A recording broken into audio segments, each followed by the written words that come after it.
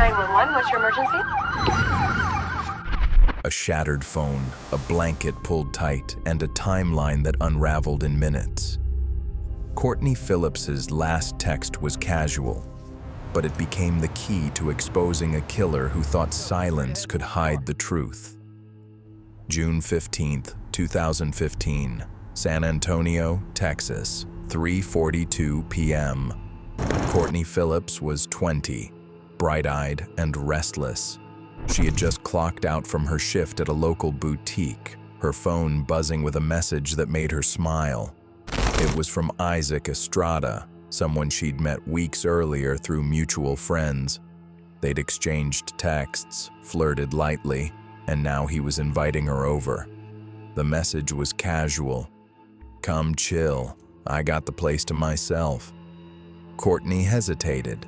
She wasn't close to Isaac. They hadn't dated, but she was curious and bored. The summer heat pressed against her skin as she slid into her car, texting back a simple, "Sure." She didn't tell anyone where she was going. The house was tucked into a quiet neighborhood on the city's west side.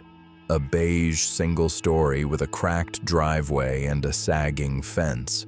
Isaac had borrowed it from a friend, claiming he was house-sitting. Courtney parked out front at 4:17 p.m. Surveillance footage from a neighbor's doorbell camera would later confirm her arrival. She stepped out, adjusted her purse, and walked toward the door. Inside, Isaac waited. He had cleaned the living room, dimmed the lights, and turned on music. Soft, ambient, forgettable. He greeted her with a smile, offered her a drink, and led her to the couch. They talked, laughed. For a moment it felt normal, but something shifted. Courtney texted a friend at 4:38 p.m. "This dude's kinda weird, LOL." It was her last message. What happened next would never be fully captured, only reconstructed. Neighbors heard nothing. No screams, no struggle, just silence. By 6 p.m., Isaac Estrada was gone. Courtney's car was still parked outside. Her phone was inside the house, shattered. Her body lay in the bedroom, hidden beneath a blanket. The invitation had been a trap, and the clock had already started ticking. The living room was tidy, unnaturally so. No clutter, no personal touches, just a couch, a coffee table, and music playing low from a speaker. Courtney noticed the emptiness but brushed it off. She sat down, texting a friend. "Here now." Isaac sat across from her, leaning forward, asking questions. He laughed at his own jokes, but his eyes didn't match the laughter. They were sharp, restless, darting. Courtney shifted uncomfortably. She sipped her soda, glanced at her phone, and thought about leaving. But Isaac pressed on, steering the conversation toward her relationships, her family, her trust. Isaac noticed. He leaned back, silent for a moment, then stood. He walked toward the hallway, disappearing into the bedroom.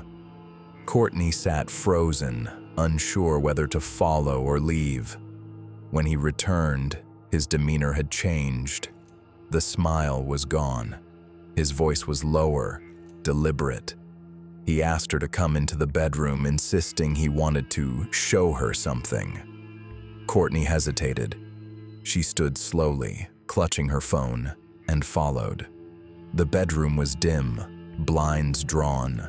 A blanket lay folded on the bed, the air heavy with silence. Isaac closed the door behind them. The bedroom door clicked shut behind Courtney. Courtney's instincts screamed at her. She clutched her phone, her pulse racing, and tried to laugh off the tension. "So, what did you want to show me?" she asked, her voice thin. Isaac didn't answer. He stepped closer, blocking the door. His eyes were fixed, unblinking. Courtney backed away, her heel brushing against the bed frame. She raised her phone slightly as if to text, but Isaac lunged. The phone slipped from her hand, clattering to the floor. The attack was sudden, brutal. Isaac pulled a knife from his pocket, a kitchen blade he had hidden earlier. Courtney screamed, but the sound was muffled by his hand. He drove the blade forward, striking her chest. She fought back, clawing at his arms, trying to push him away. Her nails left scratches across his skin, marks investigators would later photograph. But Isaac was relentless. He stabbed again and again, each blow fueled by rage and obsession. By 4:47 p.m., Courtney collapsed onto the bed, her body trembling, her breath shallow. Isaac stood over her, panting, his shirt stained with blood. He pulled a blanket from the corner and covered her, as if hiding the evidence could erase the act. The silence that followed was deafening. Isaac grabbed her shattered phone, smashed it against the floor, and left it in pieces. He wiped the knife with the blanket, stuffed it into his bag, and walked out. At 5 p.m., neighbors saw him leave the house, calm, carrying nothing unusual. Courtney's car remained parked outside, untouched. Inside, the bedroom was still. Courtney lay beneath the blanket, her final text unread, her final breath taken. The murder had lasted minutes. The consequences would last forever. June 15, 2015, 7 p.m. Courtney's family grew worried when she didn't return home. By midnight, her phone was silent, her car still parked outside the house she'd gone to. The next morning, police were called. Detectives entered the beige, single-story home and found the scene. Courtney's body beneath a blanket, her shattered phone on the floor, bloodstains on the mattress. The brutality was undeniable. The investigation began immediately.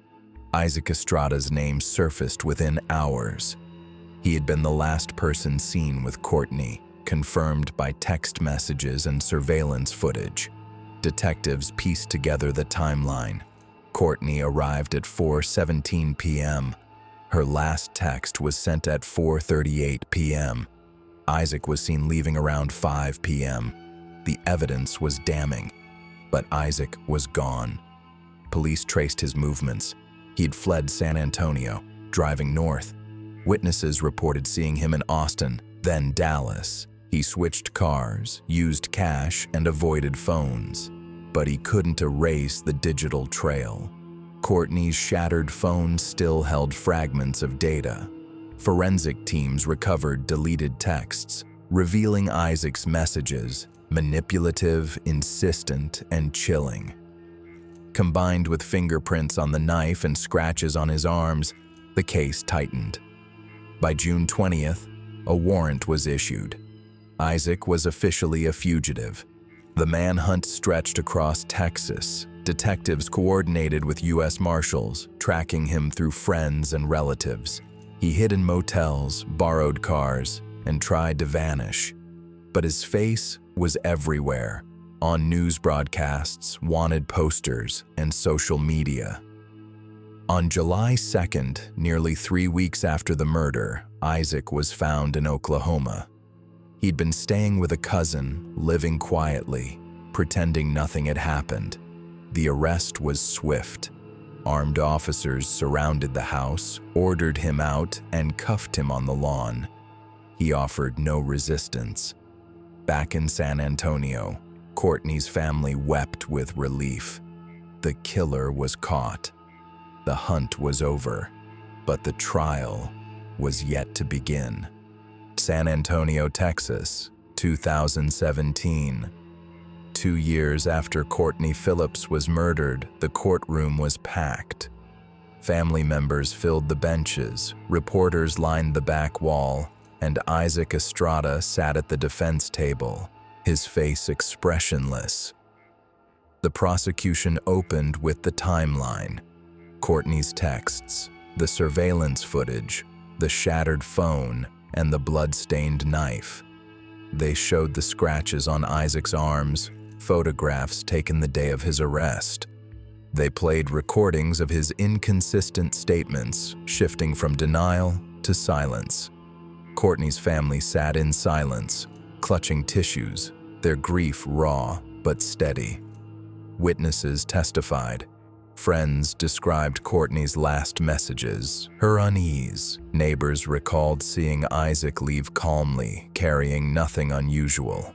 Forensic experts explained how the knife matched the wounds, how the blanket carried traces of Isaac's DNA, and how the digital trail tied him to the crime. The defense tried to argue lack of intent, claiming the stabbing was impulsive, not premeditated.